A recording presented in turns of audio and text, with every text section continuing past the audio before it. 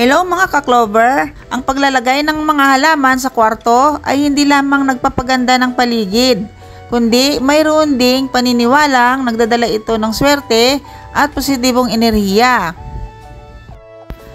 Narito ang ilan sa mga maswerteng halaman na maaaring ilagay sa kwarto bago sumapit ang Year of the Wood Snake para sa taong 2025 na sinasabing taon ng kahoy na ahas. Maraming naniniwala na ang ilang mga halaman ay maaaring magdala ng swerte at positibong enerhiya. Number 1, Sansevieria or snake plant. Ang snake plant ay napakadaling alagaan. Ang halamang ito ay sinasabing nag-aalis ng mga negatibong enerhiya at nagdadala ng swerte. Ang snake plant o Sansevieria ay may maraming paniniwalang dala ng swerte, lalo na sa taong 2025 na itinuturing na Year of the Wood Snake. Ang swerteng dala ng halaman na ito ay pag-aalis ng negatibong enerhiya, pag-akit ng kayamanan at pagpapabuti ng kalusugan, pagpapalakas ng enerhiya ng kahoy, proteksyon. Napakaganda ng snake plant sa kwarto sa taong Wood Snake 2025 dahil din sa marami itong benepisyo na maaaring magdala ng swerte at positibong enerhiya sa iyong buhay. Number 2, Pachera aquatica or mas kilala sa money tree. Tulad ng ibang taon, ang money tree ay patuloy na itinuturing na isang simbolo ng kayamanan at kasaganaan. Sa Feng Shui, ang money tree ay inilalagay sa mga lugar na may kaugnayan sa yaman, tulad ng sulok ng kwarto na tumutukoy sa kayamanan. Positibong enerhiya. Ang mga halaman ay kilala sa pagpapabuti ng kalidad ng hangin at pagdadala ng positibong enerhiya sa isang espasyo.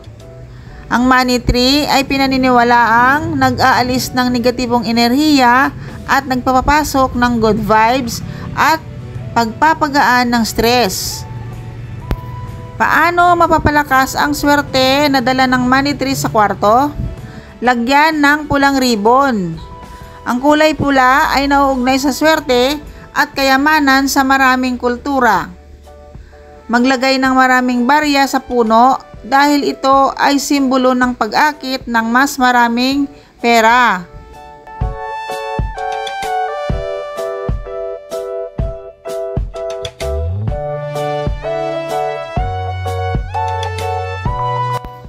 Number 3, Lucky Bamboo. Ang bamboo ay simbolo ng swerte, pagkakaisa at mahabang buhay. Ang Lucky Bamboo o Chinese Evergreen ay isa pang halaman na popular na pinaniniwalaang nagdadala ng swerte at good vibes. Katulad ng money tree, ito ay madalas na inilalagay sa mga tahanan dahil sa paniniwalang ito. Narito ang ilang dahilan kung bakit pinaniniwalaang nagdadala ng swerte ang Lucky Bamboo sa kwarto. Simbolo ng good fortune. Ang Lucky Bamboo ay kinakatawan ng mga elemento ng tubig at kahoy na parehong nauugnay sa yaman at kasaganaan sa Feng Shui. Protection. Ang Lucky Bamboo ay pinaniniwalaang nagbibigay ng proteksyon laban sa mga negatibong enerhiya at masamang kapalaran. Ang Lucky Bamboo ay tumutulong sa pag-filter ng hangin at naglalabas ng oxygen. Mahalaga ang bilang ng mga tangkay dahil ang bawat bilang ng mga tangkay ay may iba't ibang kahulugan, kagaya ng mga iba po nating video kung napanood nyo po about sa Lucky Bamboo ay naroon ang mga bilang ng bawat tangkay na merong kahulugan. Halimbawa, 3 tangkay ay kumakatawan ng happiness. Ang 5 tangkay ay para sa wealth. At ang 7 tangkay ay para naman sa good health. Lokasyon. Mas mainam ilagay ang Lucky Bamboo sa mga lugar na may kaunting liwanag at malayo sa direktang sikat ng araw. Kung nasa kwarto po ang iyong Lucky Bamboo, ay mainam na ilagay siya sa tabi ng bintana na may kaunting liwanag para po magtagal at manatiling malusog ang inyong lucky bamboo. Number 4, peace lily. Ang peace lily ay nagdadala ng kapayapaan, kaligayahan at kadalisayan sa tahanan. Ang peace lily ay nakilalang epektibo sa pag-aalis ng mga toxin sa hangin na nagreresulta sa mas malinis at mas preskong kapaligiran. Ang malinis na hangin ay nag-aambag sa mas maayos na pagtulog at pag-iisip. Ang peace lily ay nag-aakit ng positibong enerhiya. Maraming kultura ang naniniwala na ang mga halaman ay nagdadala ng positibong enerhiya sa isang espasyo. Protection.